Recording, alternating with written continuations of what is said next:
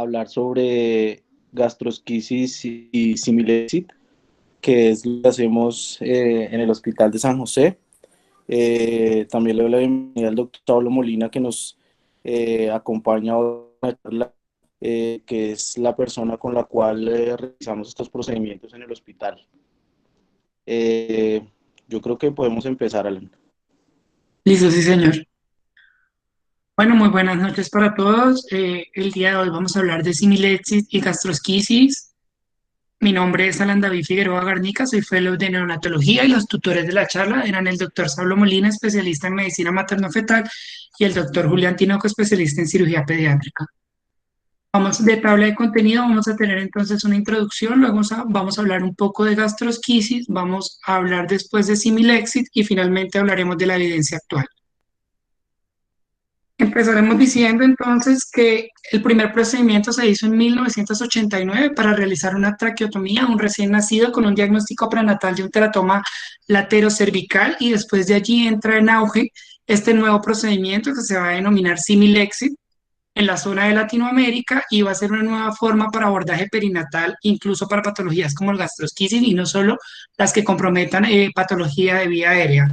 Se hace por medio de una finalización de una cesárea electiva, pero es importante recalcar que no es una cesárea común, ya lo vamos a ver un poquito más adelante, en la cual va a estar programada en función a algunos signos ecográficos como son los cambios del asa intestinal, la reposición de las vísceras prolapsadas y el cierre del defecto abdominal. Será un procedimiento quirúrgico realizado antes de la deglución fetal, utilizando el apoyo sanguíneo fetoplacentario. La técnica EXIT o terapia in útero, intraparto ex útero, perdón, es una terapia de transición fetal que mantiene la circulación placentaria hasta que se confirma la vía aérea en el feto en pacientes que tengan obstrucción de vía aérea intrínseca o extrínseca. El primer caso se definió, sí, se definió en 1989 en el paciente con teratoma. En 1992 es el primero que se hace de forma exitosa. En 1997 se establece como una técnica para manejo de hernias diafragmáticas. De allí ha recibido varios nombres, como es la operación con soporte placentario y manejo de vía aérea con soporte placentario. Sin embargo, pues el nombre más aceptado es EXIT, que es tratamiento intraparto ex útero. Ahora vamos a hablar de gastrosquisis. Es un defecto del cierre de la pared abdominal anterior que se asocia a la obstrucción de órganos abdominales, principalmente el intestino, estómago, vejiga e hígado. En la epidemiología vamos a empezar diciendo que la prevalencia es de 0,5 a 7 por cada 10.000 nacidos vivos, con un promedio entre 1 a 2.700 nacimientos, presentando la frecuencia más alta en la zona de México, la más baja en la República Eslovaca y mucho más frecuente hacia los países del Cono Sur. Tiene una presentación aislada y una presentación asociada a otras malformaciones. La relación de la presentación aislada va a ser de 1 a 1,3, relación masculino-femenino, y de 4 a 1 en casos de pues, la no asociada, que sería la asociada, perdón, que sería asociada a otras malformaciones. A partir de 1980 se presenta un aumento 10 a 20 veces la frecuencia a nivel en la escala mundial. Todavía no se tiene un claro eh, conocimiento de cuál fue la causa de que esto se presentara, principalmente en hijos de madres jóvenes, pacientes menores de 20 años, y gracias al registro de vigilancia epidemiológica de malformaciones congénitas externas de México, tenemos pues una variación de la prevalencia, encontrándonos que entre 1982 a 1986 era de 0,77, llegando a 5,34 entre el 2002 y el 2006. Aquí podemos ver la gráfica donde nos encontrábamos entre 1974, México prácticamente con sus 0,77 casos, y llega a alcanzar el 5,4 que nos mencionas hacia el año 2006, seguido por América del Sur.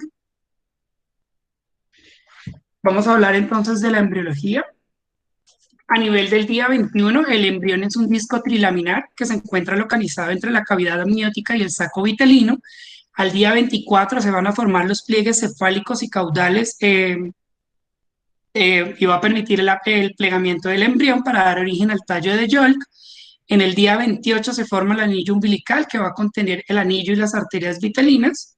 El día 29 se forma el tubo intestinal, se forma un asa que va a dar origen a la arteria mesentérica superior por la coalescencia de las arterias vitelinas. Hacia el día 37 de vida, el conducto vitelino y el tallo conector se aproximan para formar el cordón umbilical y esto se da gracias a las fuerzas responsables de los movimientos y la fusión de pliegues laterales a nivel de la línea media. Vamos a hablar entonces de las diferentes teorías que se han planteado sobre el desarrollo de las gastrosquisis y cómo se han rebatido y cuál ha sido la más aceptada. En 1963, Duhamel nos postula que hay una falla en la diferenciación del mesénquima embriónico y se produce un defecto del crecimiento de la pared abdominal lateral y una herniación del intestino, gracias a una exposición teratogénica. Sin embargo, esta teoría es descartada, ya que no se sabe qué tipo de exposición teratogénica es la que nos plantea el autor y por qué solo se compromete una parte tan pequeña. En 1975, Shaw nos plantea una ruptura de la membrana amniótica a la base del cordón umbilical en el momento de la herniación fisiológica y luego un retraso del cierre del anillo. Sin embargo, esta teoría no nos va a explicar cómo ocurre la ruptura ni cómo existe piel normal entre el cordón umbilical y el defecto a nivel de la pared. La tercera teoría que se nos plantea en 1900 la hace Bryce, nos dice que hay una involución anormal de la vena umbilical que va a generar un efecto a nivel del mesodermo adyacente y finalmente una ruptura de la pared. Sin embargo, la vena umbilical no va a drenar al mesodermo de la región umbilical y las venas no se van a degenerar hasta el segundo o tercer mes de desarrollo, por lo que no explica sería muy improbable esta teoría. La cuarta teoría de Hahn en 1981, hay una disrupción de la arteria vitelina derecha, se produce un infarto, finalmente una necrosis de la base del cordón umbilical y una ruptura de la pared corporal que termina generando una herniación intestinal. Sin embargo, pues las arterias vitelinas irrigan tanto el saco vitelino como al intestino, pero no irriga la pared abdominal. Entonces, no podría ser posible esta teoría porque la pared abdominal es irrigada por las ramas dorsolaterales de la aorta. Feldkamp nos da a conocer en el 2007 que él considera que es una anormalidad a nivel del plegamiento corporal. Sin embargo, la mayoría de alteraciones a niveles de este tipo de patología se producen en la línea media y no hacia el lado derecho como se produce con mayor frecuencia la gastrosquisis. Finalmente, Stevenson en el 2009 nos habla de que lo que se presenta es un fallo a nivel del saco y del conducto de Yolk, así como de los vasos vitelinos en el momento de la incorporación de la lantoides y luego al tallo corporal, y después nos habla de que hay una segunda perforación de la pared abdominal, produciéndose una unión anormal. La perforación se produce a nivel del punto de Meckel. En el momento de la incorporación al tallo umbilical hay una alteración y finalmente el intestino es protruido al exterior. Es importante hablar entonces de los factores genéticos. Tolf nos habla en el 2006 que en un estudio de 32 polimorfismos de nucleótidos sencillos encuentra la asociación de 4 genes con la gastrosquisis, principalmente la NOS3, que es la sintasa de óxido nítrico, proteína de membrana que tiene la característica o la capacidad de por medio de la conversión de la arginina dar origen al óxido nítrico, el cual es un regulador del toro vascular y es muy importante a nivel de remodelamiento vascular. La NPPA, que es el péptido natriurético auricular, la ADD1, que es la alfa-aducina 1, y la ICAM1, que es la molécula de adhesión celular 1. Es importante recordar que ICAM1 se ve activado gracias a NOS3, es decir, hay una interrelación entre ellos. Finalmente, todos estos genes tienen una importancia función en el momento de la acción en la parte de la angiogénesis, la resistencia dérmica y epidérmica y en la integridad de los vasos sanguíneos. Es importante comentar que gracias al tabaquismo se produce una disminución del óxido nítrico y al producirse una disminución del óxido nítrico se produce una inhibición de la migración celular, lo cual genera una alteración en la formación de los capilares de las células endoteliales. El cadmio y el CO2, que también está contenido en el tabaco, induce la expresión de factores inflamatorios, lo cual tendría relación al entrelazarse todo, cómo se produciría este tipo de patología. Dentro de las manifestaciones clínicas tenemos que es un defecto paramedial, principalmente del lado derecho, en el cual vamos a encontrar una protrusión de las vísceras, el ilio en el estómago o el hígado, con un cordón intacto lateral al defecto, con un tamaño entre 2 a 8 centímetros, casi nunca se presenta menos de 2 centímetros, y en el cual vamos a encontrar unas asas intestinales edematizadas, característica que es importante recalcar, dada la peritonitis química que se produce por el contacto con la orina de las asas después de la semana 30 de gestación. Por ello que pues se trata de hacer la finalización de la gestación cerca de un peso de 2.400 a 2.500 gramos y con edad gestacional entre la semana 36 y 37, es decir, lo más cercano al término. El diagnóstico lo podemos hacer desde la semana 12 de edad gestacional, gracias a la ausencia de la membrana de cobertura con identificación de órganos eviscerados y identificación de otras malformaciones asociadas. El algoritmo de tratamiento, entonces tenemos que hay una gastrosquisis simple y una gastrosquisis compleja. La gastrosquisis simple, conocida como reducible, se realizará una reducción primaria y en la irreducible se podría manejar con un silo, mientras que la compleja, que viene acompañada de atresia, necrosis, perforación o volvulus, requiere un manejo individual de cada uno de los pacientes. Vamos a hablar ahora del Similexit. Su objetivo es asegurar la vía aérea mientras la oxigenación neonatal se mantiene por la circulación placentaria a través del cordón umbilical. Entre las principales indicaciones tenemos pues obstrucción intrínseca de la vía aérea, obstrucción extrínseca de la vía aérea y reanimación neonatal comprendida. Entonces, en obstrucción intrínseca tenemos la atresia y la obstrucción laríngea o traqueal, o fetos con hernia diafragmática congénita tratados con oclusión traqueal. También tenemos tumores cervicales, como es el caso del teratoma, linfangioma, hemangioma, bocio. En la obstrucción extrínseca de la vía aérea, tumores orofaciales, épulis y epignatus. Y en reanimación neonatal comprometida tenemos la agenesia pulmonar unilateral, teratoma mediastinal, hernia diafragmática congénita, masas pulmonares asociadas a hipoplasia pulmonar. La descripción de la técnica entonces requiere un equipo multidisciplinario, es una técnica similar a la cesárea, en la cual se va a extraer la cabeza, el torso superior y una extremidad. El resto del cuerpo va a mantenerse dentro de la cavidad uterina. Es importante mantener el volumen y la temperatura, por lo que se infunde solución Harman a 37 grados y es importante mantener una monitorización permanente del paciente para evitar la aparición de acidosis e hipoxia. Siempre es necesario administrar anestesia fetal. Más adelante vamos a ver nuestro protocolo y generar o evitar el esfuerzo respiratorio de los movimientos corporales que puedan impedir la intubación orotraqueal. Por lo que se va a administrar una anestesia intramuscular fetal a nivel del deltoides con una mezcla de medicamentos en los cuales está fentanil, 15 miligramos por kilo, becuronio 0.2 microgramo por kilo y atropina 0.2 microgramo por kilo. Es importante hablar de la hipotonía uterina, la cual va a ser decisiva porque va a mantener una adecuada circulación, va a disminuir el riesgo del prolapso umbilical, evitar el desprendimiento de la placenta. En el momento que se logra asegurar la vía aérea, se suspenden los gases anestésicos y después de ello se administran los medicamentos uterotónicos. Dentro de los riesgos neonatales tenemos sangrado, traumatismo de vía aérea, presencia de bradicardia, desprendimiento de placenta, compresión de cordón umbilical, muerte neonatal por asfixia. Y dentro de los riesgos maternos, los riesgos asociados a la anestesia general, la aparición de sangrado y la duración del procedimiento también va a tener un factor importante. Vamos a hablar entonces de la evidencia actual.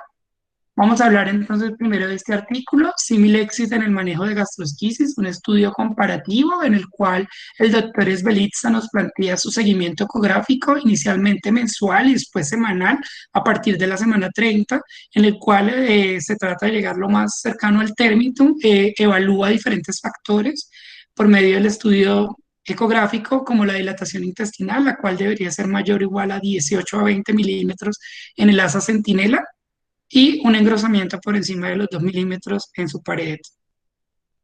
Él lo hace con un bloqueo epidural, diferencia importante con respecto a nuestro protocolo, lo más cercano al término y en pacientes que tengan maduración fetal. En sus estudios todos fueron exitosos y no requirieron reintervención. Aquí tenemos entonces una primera imagen donde podemos esquematizar cómo se realiza la técnica Similexit y la corrección. Y acá, como se lleva un paciente, pues que también estaba en manejo quirúrgico,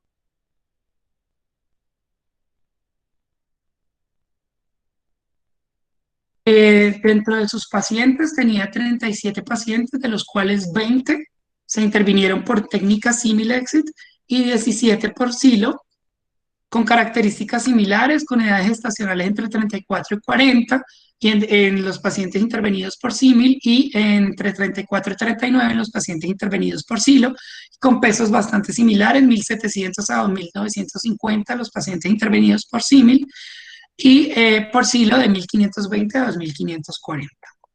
Acá tenemos entonces la comparación de acuerdo a diferentes variables. Días de nutrición parenteral, 27 en pacientes con Similexit, 25 en pacientes con Silo. Inicio de la vía oral, 19 en pacientes con Similexit, 28 en pacientes con Silo. Estancia hospitalaria, 35.8 en pacientes con Similexit y 40.9 en pacientes con Silo. Sin embargo, en el momento de evaluar la ventilación, sí encontramos una diferencia bastante marcada, encontrando que al evaluar por horas la ventilación tenemos 22 horas en pacientes manejados con Similexit contra incluso 384 horas en pacientes que fueron manejados con Silo. Otro estudio es el Similexit versus cierre primario de la pared abdominal en recién nacidos con gastrosquisis, estudio en el Hospital Universitario de Caracas, en el cual un total de 9 pacientes, de los cuales cierre primario se estudiaron 5 y Similexit fueron 4, y hicimos nuevamente comparación de diferentes tipos de variables.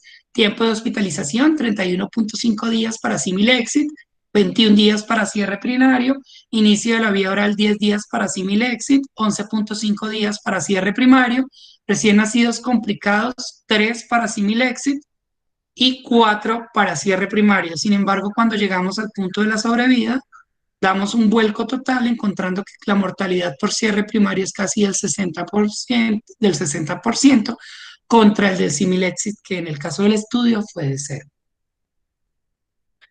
Eh, Otro estudio en el cual utilizan el índice de reductibilidad del doctor Esbelixa, que es un índice que nos va como a calcular el momento ideal para poder finalizar la gestación o para el momento del parto, el cual se va a calcular realizando un cálculo entre el asa centinela en milímetros por el espesor de la pared dividido en el diámetro del defecto. Este estudio se realiza en la Facultad Regional de Medicina de San José do Río Preto, en 5 casos, en pacientes de 35 a 37 semanas, y lo que nos va a decir este índice nos permite dar como tres clasificaciones menores a 1.5, la cual nos da que es aplicable y posible realizar un Similexit. Entre 1.5 y 2.5 nos dice que es aplicable y perdón, menor de 1.5 era probable. Entre 1.5 y 2.5 es posible y mayor a 2.5 no se debería realizar Similexit. Entonces aquí tenemos nuevamente la comparación entre los casos. Edad gestacional de 35, la mínima, la máxima 36.7 semanas, con pesos en el menor de 1.556 y el mayor de 2.975. Evaluaron los días de ventilación mecánica, 3, el máximo de días de ventilación mecánica, nutrición parenteral bastante pues similar, de 14 a 18 aproximadamente, nutrición enteral entre 24 y 36, sepsis solo lo presenta uno de los pacientes, ninguno requiere intervención y la hospitalización va entre 34 y 45 días aproximadamente. En el momento de confrontar las variables entre el Similexit y el Silo, tenemos que duración de ventilación mecánica 1 día contra 18.7, inicios de duración de la nutrición parenteral 15 días en Exit, 41 en Silo, días de inicio en el momento que se logra la nutrición enteral plena, 27 en Exit, mientras 48 en Silo, y los días de hospitalización 39 en Exit y llegando casi a los 2 meses en Silo. ¿Y nosotros dónde estamos? Entonces, vamos a empezar diciendo que en el momento se encuentra en elaboración un artículo de nuestra casa, la caracterización de recién nacidos sometidos a cirugía para la corrección de gastrosquisis en un hospital de Bogotá entre el año 2015 y 2018, por lo que pues, todavía no tenemos tantos datos. Es un estudio observacional, descriptivo, retrospectivo, en el cual evalúan 40 pacientes y se excluyen los pacientes que se encuentran, que fueron remitidos. Y pues lo que les podemos ir adelantando es que en la técnica convencional se evaluaron 18 pacientes y en la técnica de Similexit 22. De igual forma se están haciendo evaluaciones para diferentes tipos de variables y pronto tendremos los resultados. Otro estudio de la casa es el resultado perinatal de pacientes sometidos a terapia intraparto ex útero en las unidades de terapia fetal de 2 centros de referencia en Bogotá, Colombia. Los centros de estudio fueron la Clínica Colsubsidio y el Hospital San José, con un total de 54 pacientes. Antes pues, de realizar el éxito, entonces es importante hacer un seguimiento ecográfico del paciente, evaluación de otro tipo de malformaciones, valoración por resonancia magnética, evaluar la desviación de la tráquea y pues, alteración a nivel de los grandes vasos, seguimiento ecocardiográfico, identificación de anomalías cromosómicas y tratar de llevar lo más que se pueda pues, el parto lo más cercano al término. Con respecto a nuestro protocolo, entonces es importante hacer énfasis en algunos puntos, como el cual es que nosotros realizamos un exit completo, como mandan los cánones americanos, en el cual damos una anestesia general profunda, acompañada de un anestésico halogenado y con un relajante muscular, en el cual el feto tiene una vigilancia permanente con una pulsoximetría continua, ecocardiografía, un apoyo térmico y un seguimiento capnográfico. Y en la anestesia fetal utilizamos becuronio, 0.2 microgramos por kilo, fentanil 15 microgramos por kilo y atropina 20 microgramos por kilo de forma intramuscular. Aquí tenemos entonces una intubación en un procedimiento de Similexit.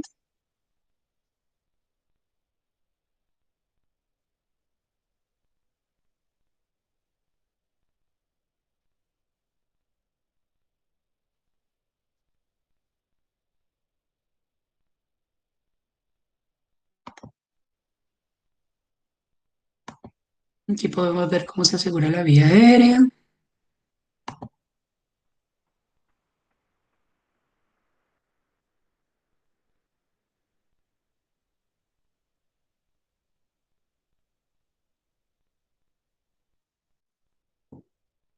Aquí tenemos más de cerca nuevamente una intubación.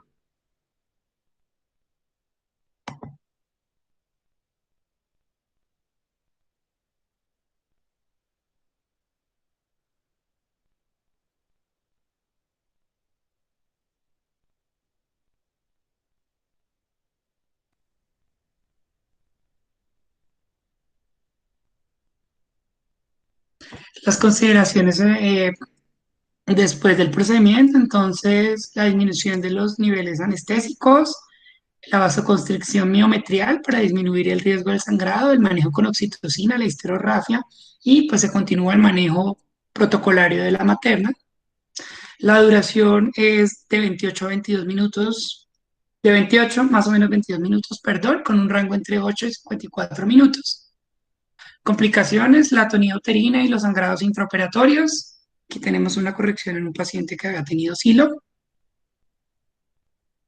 Las conclusiones, entonces, el éxito es importante para el manejo de la patología, pacientes con patología, malformaciones de vía aérea, optimiza la resucitación del recién nacido y disminuye la mortalidad en los pacientes que tienen malformación a nivel de vía aérea. Entonces, aquí tenemos del estudio nuevamente 4 patologías y evaluación de diferentes variables, dentro de las que tenemos el número de pacientes, la edad gestacional en el momento del diagnóstico, la edad gestacional en el momento de la finalización del embarazo y cuánto tiempo fue la duración aproximadamente del procedimiento. Aquí tenemos nuevamente la comparación, pero ahora utilizando la mortalidad, los días de hospitalización, la duración de la ventilación mecánica y la estancia hospitalaria. Entonces, nuestra gastrosquisis para el momento del estudio eran 8 pacientes con una mortalidad de 0, con una duración de hospitalización entre 4.25, entre 2 y 11 días, una duración de ventilación mecánica nuevamente entre 2 y 11 días y una estancia intrahospitalaria en cuidado intensivo entre 5 y 24 días. ¿Cuáles son nuestras ventajas? Entonces favorece la intervención para el cirujano pediatra, disminuye la estancia en UCI, disminuye las infecciones, no requiere reintervenciones y permite el inicio de vida oral mucho más temprano. Tenemos inicios por promedio de 4 a 6 días, sin síndromes compartimentales, con ausencia de atrés intestinal y casi que 0% de manejo con segunda línea antibiótica. Y tenemos nuevamente un Similexit con su corrección.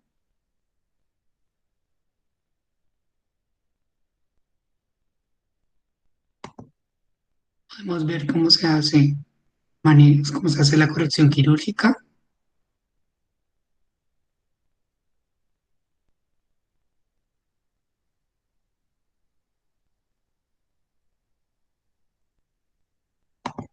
Cómo se introducen las asas.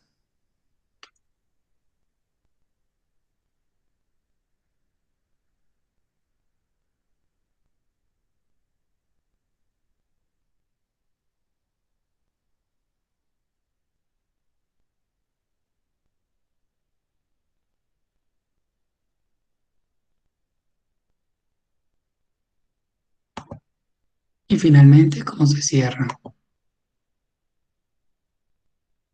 nuestro paciente.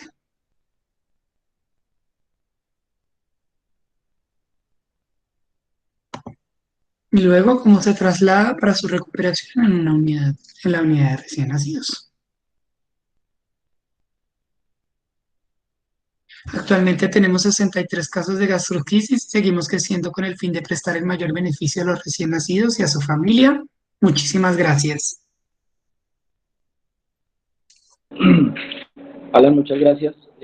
No sé si Saulo quiera agregar algo más de lo que Alan dijo.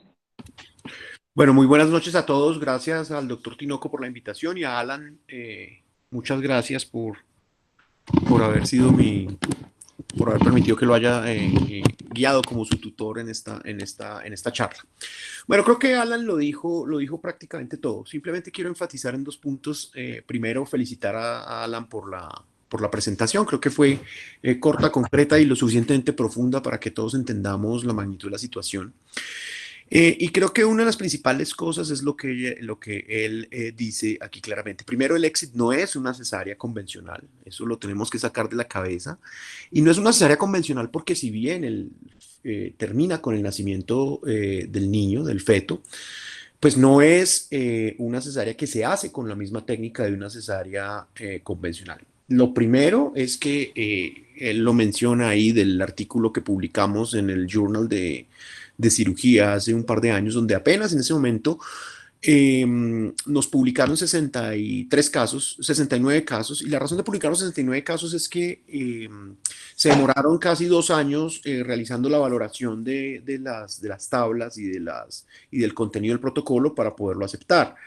En la actualidad tenemos más de 200 casos de éxito y juntando los centros de la red de cirugía fetal, Feto Network, que es la que yo manejo, tenemos ya casi 89, si no más casos de gastrosquisis con los resultados que él mencionó.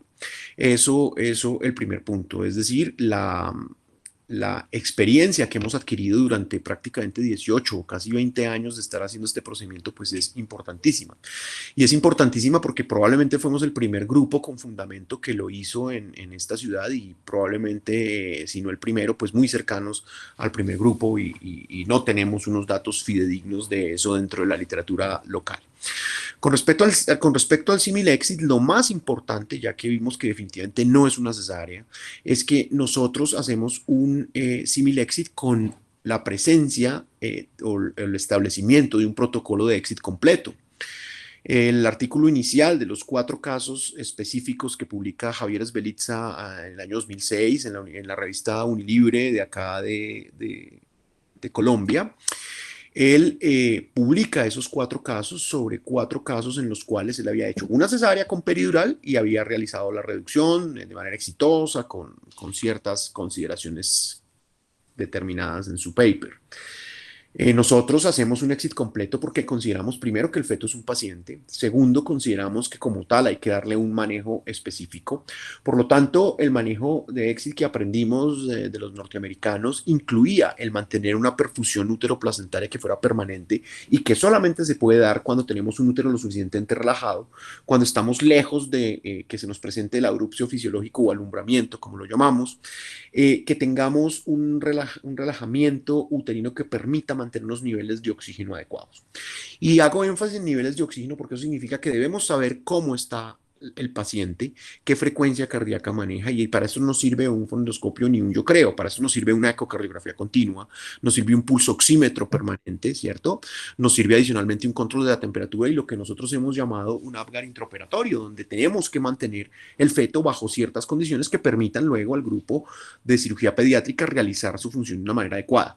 Si nosotros tenemos en cuenta que el feto es un paciente, pues es un feto que generalmente cuando lo intervenimos a la edad gestacional ya es un feto que tiene dolor, que tiene gesticulación, que tiene unas alteraciones específicas que debemos prevenir.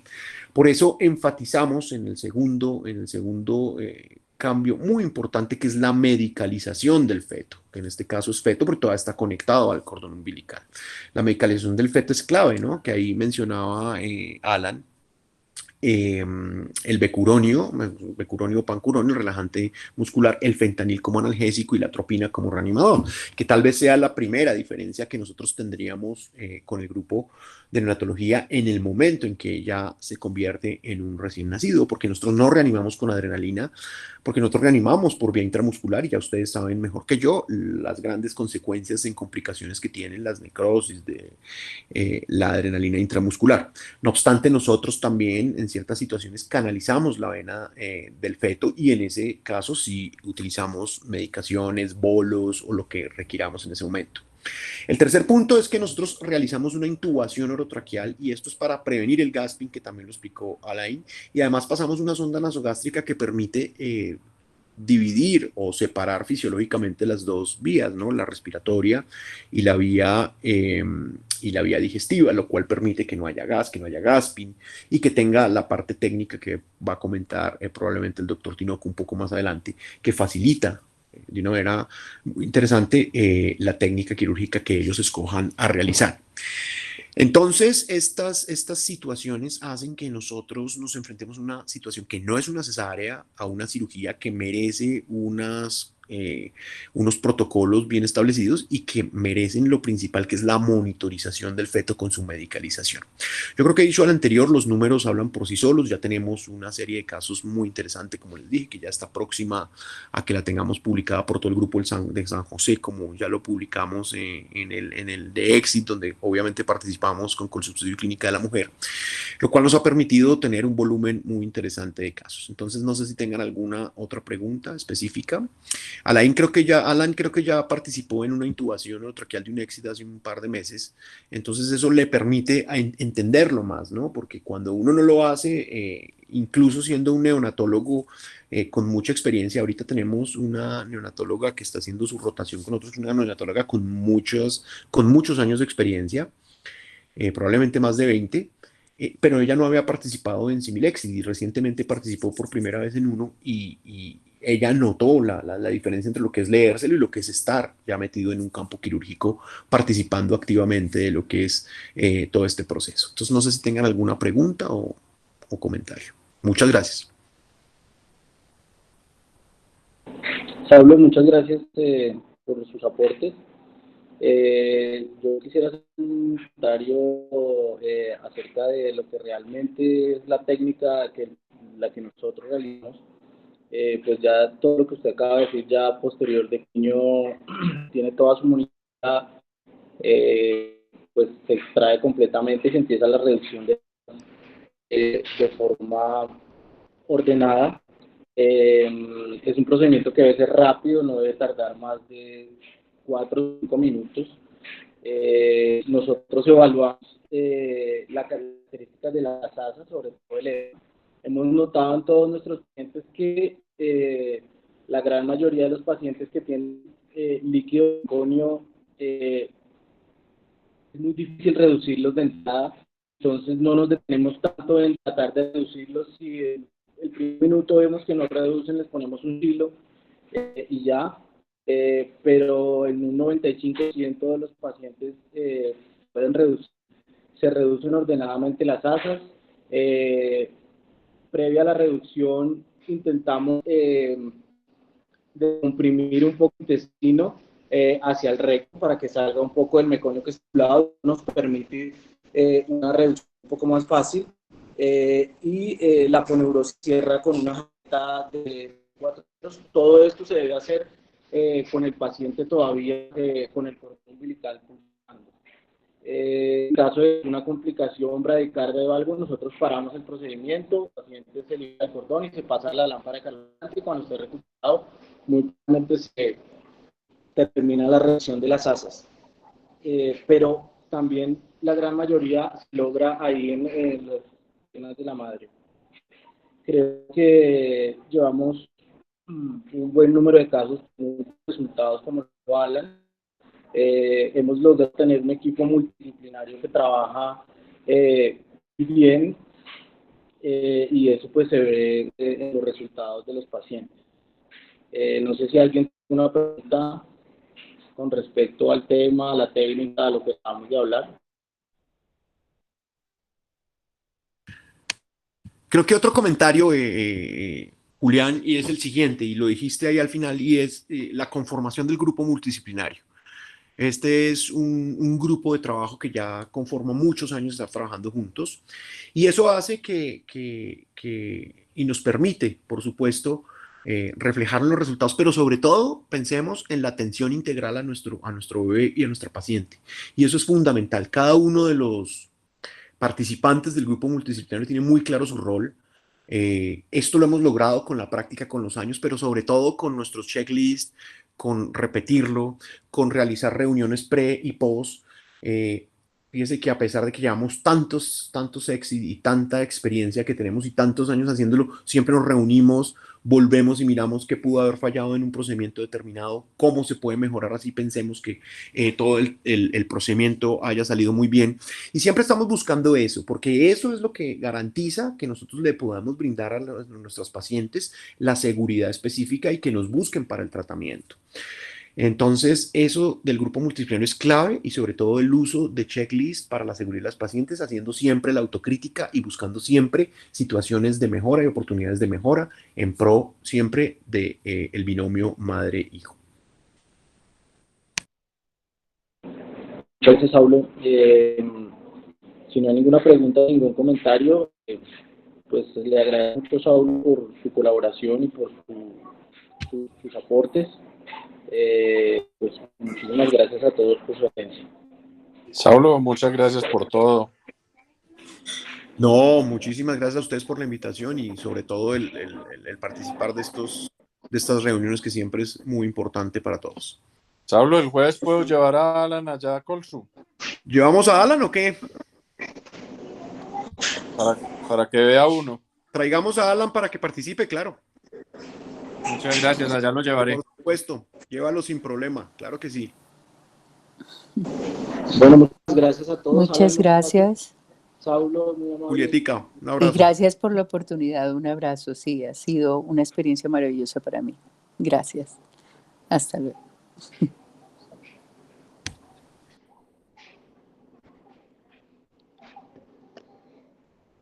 Merchan, ¿ya te fuiste?